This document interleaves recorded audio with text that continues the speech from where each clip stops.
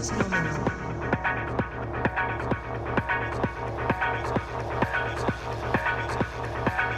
5, 4, 3, 2, 1.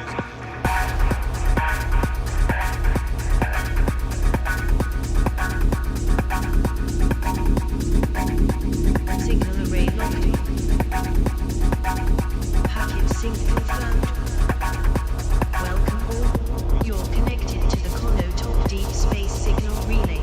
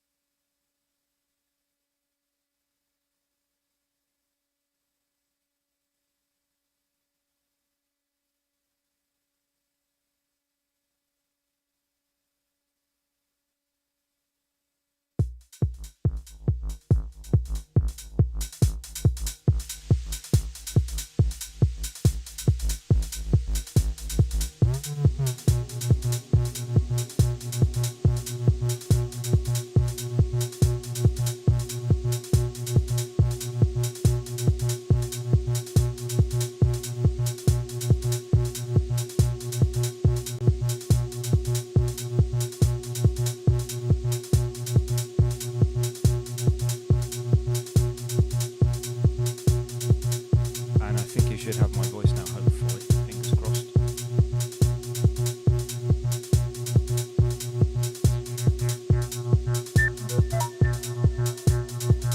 Yeah, all good. Nice. Like it.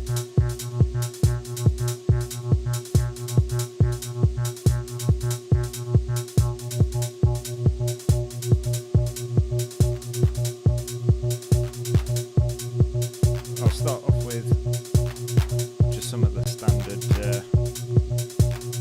techno bits and bobs, and then I'll show you some of the other things that I've got running in the background, because I had this last week off and I've been quite busy with a few bits and bobs that have added to the sound.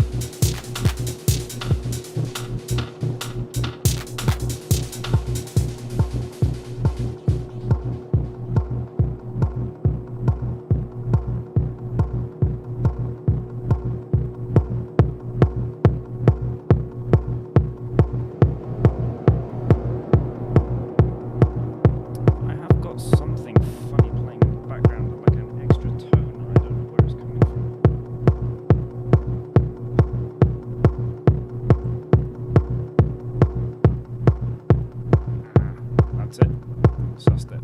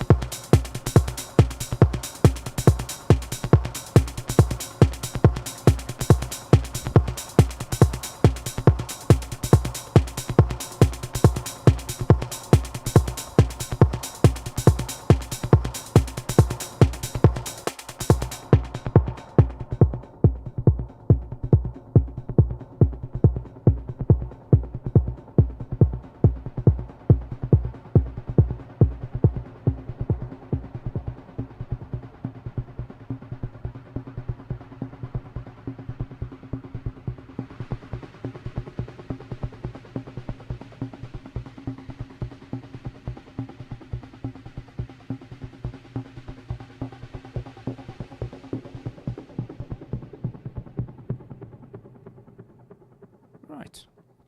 How is everyone today? There's been more messing about with my gear setup. I've got some bits that are connected with Ableton. None of that was playing right now.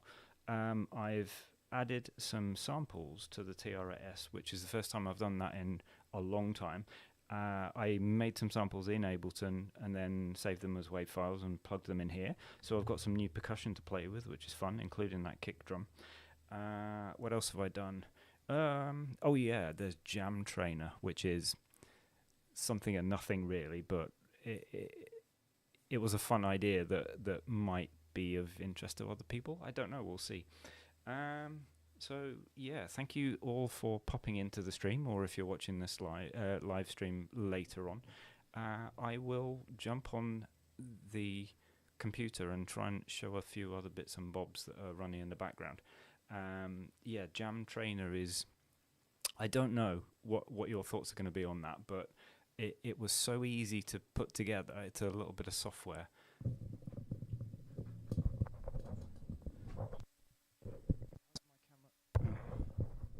Has my camera layer got a vintage stutter effect? No. I've got USB problems. Just 1 second here. Let me just make sure I get this right.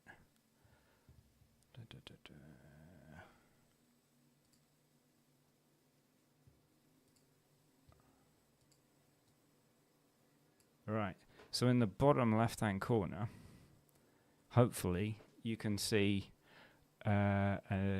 some bizarre window here which is showing a red light and stuff like that. Yeah, Emo, no, I've got a USB problem that I can't show too many cameras at once or something like that. Arnold, I've seen your question. I will come back to that in a minute because I have a good answer for it. What was my first synth? But JamTrainer. Okay, this is, as I say, this is a bit of a silly idea, but maybe it's a bit of fun. Imagine you are a crazy person like myself who does live improvisation.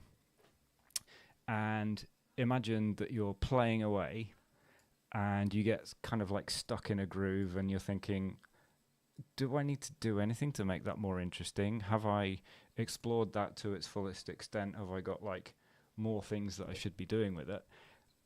This is intended as a bit of a guide, just a visual aid to say, perhaps I should have a higher energy level, or perhaps I should have a more subtle, down-to-earth sort of ambient thing going on at the minute. And I made this using the assistance of an AI coding interface. I won't say which one because everybody hates all of them.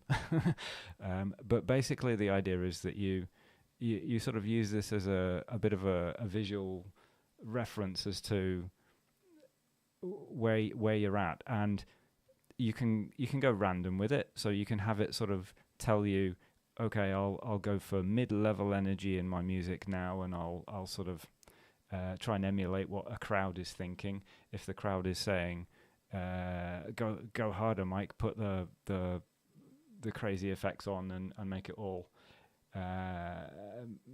more exciting, then the line will go up. So that's almost like simulating what a crowd might be wanting.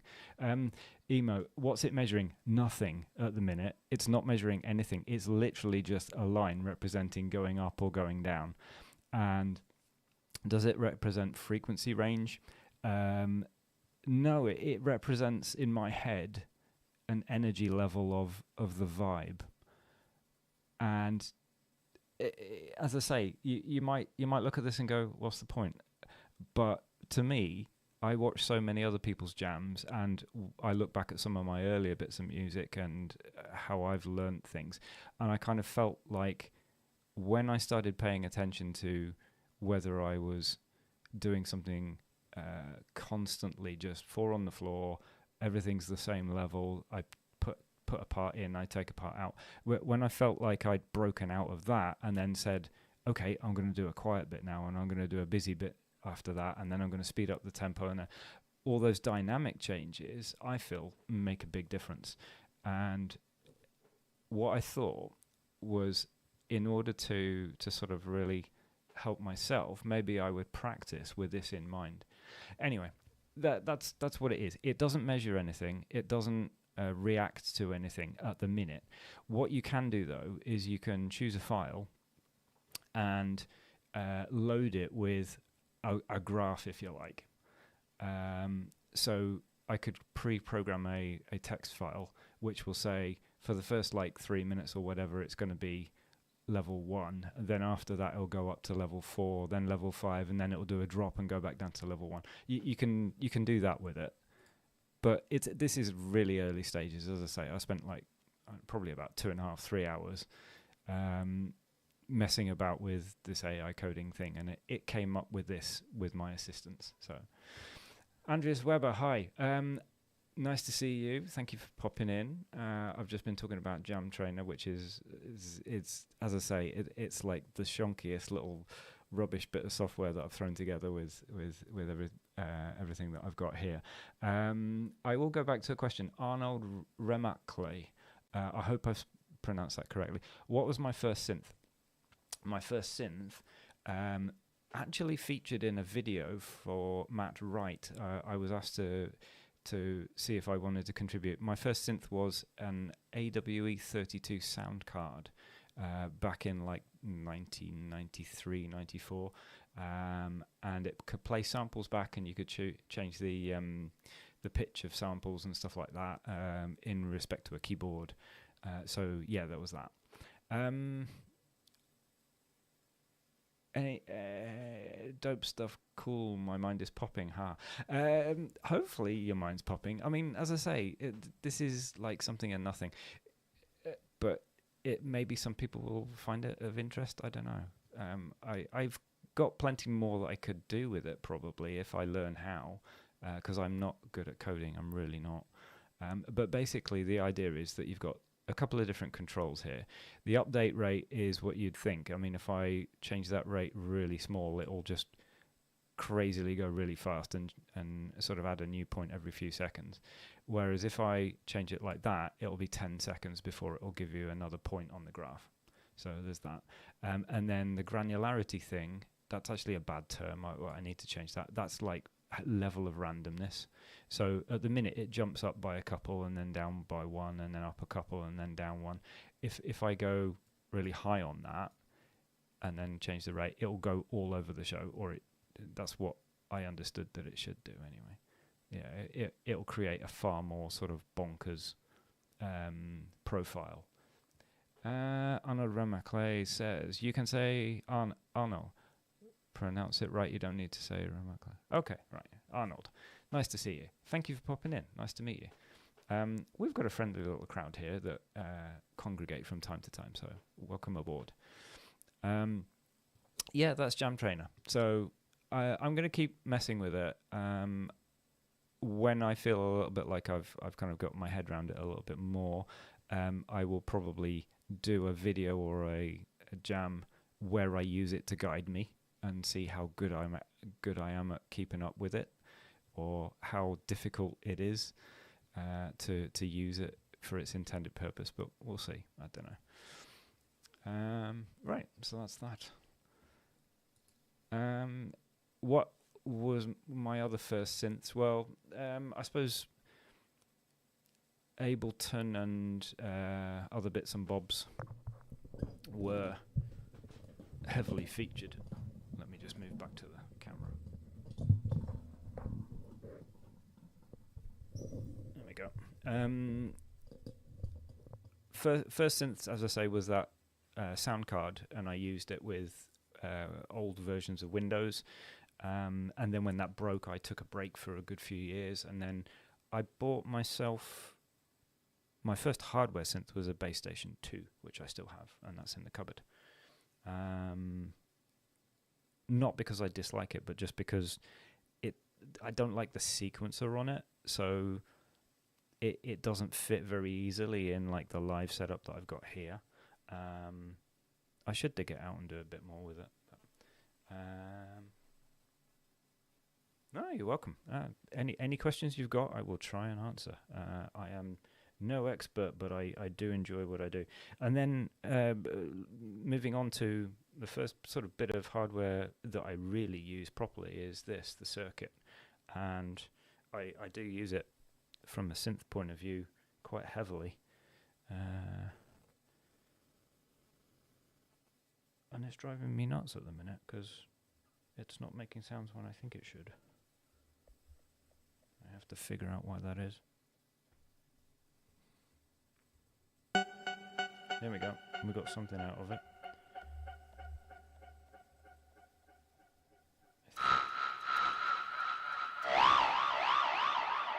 There we go. It's making noises. Okay. I will come back to the Ableton stuff in a little while again, because that has absorbed a bit of my attention recently. But let's make some more sounds. See if I can do something. I think I might have got around some of the sync problems that I had in the last stream by using Ableton as the clock. We'll see if that works. So just give me a sec here.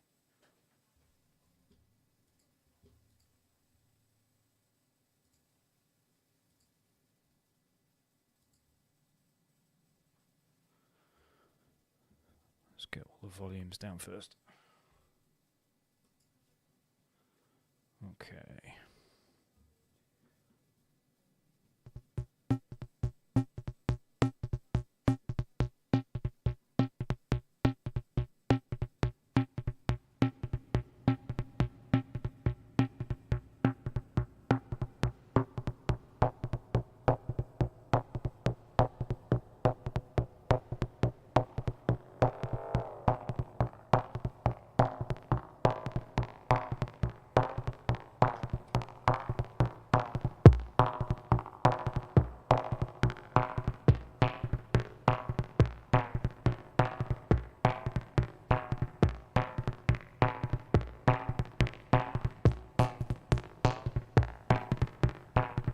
We've got the looper in action.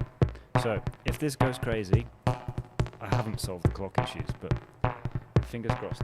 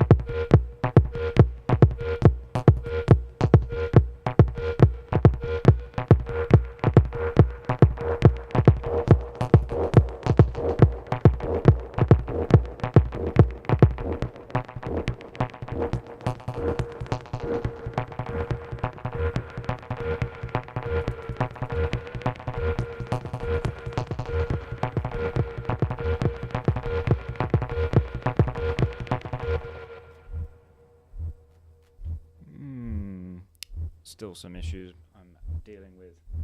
The circuit is not wanting to play.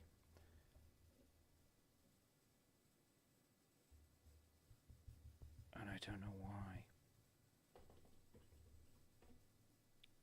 I hate it when I get technical problems on streams. That's working now. Might have been something to do with the volume levels, because I am a fool. But there we go.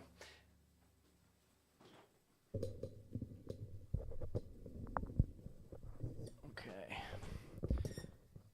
I'm going to try and show Ableton on here in a second.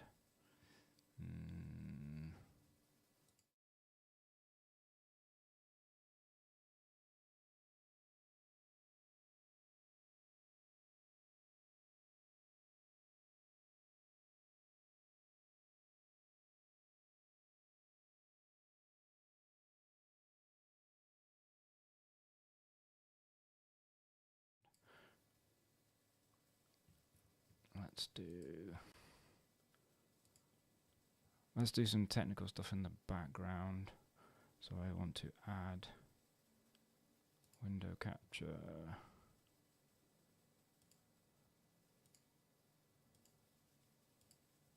There we go. Right. I've made it so that Ableton is the clock, like I said, and I've created some sound samples recently that I will probably put them up on my Bandcamp, so if anybody wants them, they can grab those. And I've, as I say, uploaded a few of them to the TR8S. Hopefully volume levels are okay. So I've got some toms that I've made.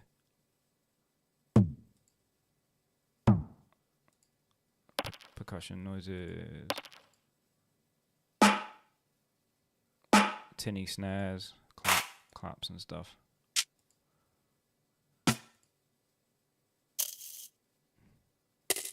Yeah, I've made all those in Vital. Followed a few tutorials for some of the more complicated bits of percussion that I did, and I'll bring up one of the patches in a second. I also made a few sort of textures that sort of mechanical kind of things that I could run in the background of stuff. Hopefully they sound like sort of machine kind of stuff. So those could be a bit of fun. And it's as I say, when they're in Ableton, it's really easy just to jam with those in the background. So if I pull up one of those now, with the clock running and everything, I can just...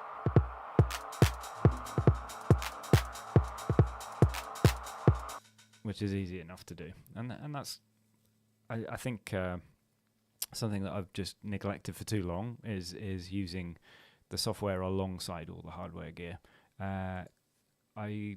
As I say, I spend a lot of time staring at screens when I'm at work, so doing it on an evening or a weekend when I'm sort of enjoying music is not the greatest solution for me. So, but yeah, I've done a bit of work on those, and anything that I pull together, I will stick on Bandcamp shortly. The percussion stuff came up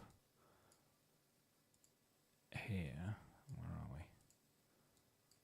And there's, as I say, there's a lot that I still have to learn or can dig into on all this. But let me get my percussion. Where are we? The snare was one that was pretty complicated to figure out how to do and to get some decent sounds with it. But it works pretty well now. So this is going to be annoying because it'll just be a constant snare drum, but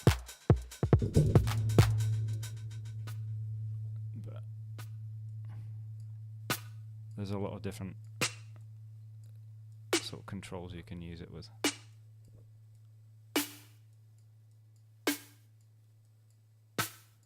So you can change the pitch, add more noise, change the harmonics of the snare drum itself. Which is great for sort of messing about and trying to create like realistic sound samples for snares. So there's that. What else was there? Yeah, the hand clap is again not very complicated. It's just like white noise and then some downward sloping envelopes to change the volume.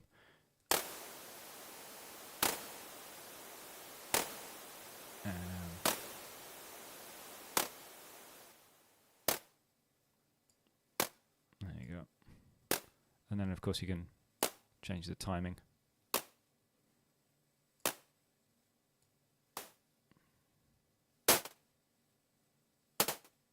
So again, not particularly special. The kick sounded pretty good. And again, this is cool because I found myself running short of kick drums for various kits on the TR-8S. So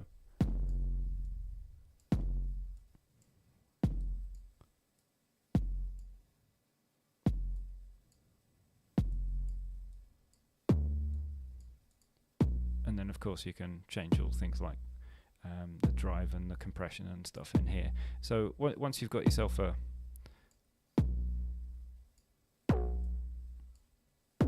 decent sort of patch like this, you can make a million samples and then just stick them in the Digitact or TR-8S or whatever. So that's kind of fun. And rim shot, again, not particularly complicated, this one, I think.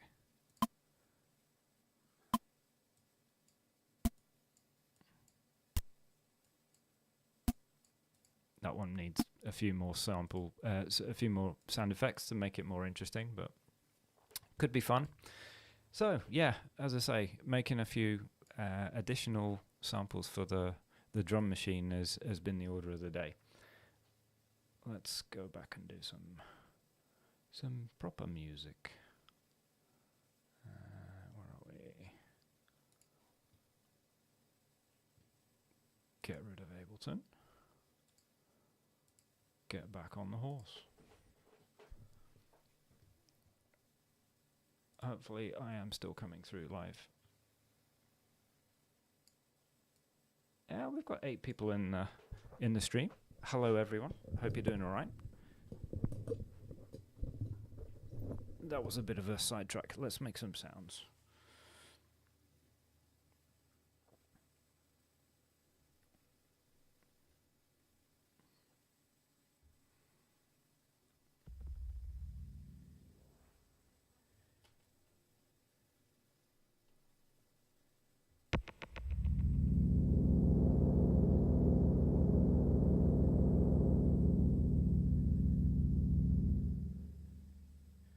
Hopefully I can get everything synced now.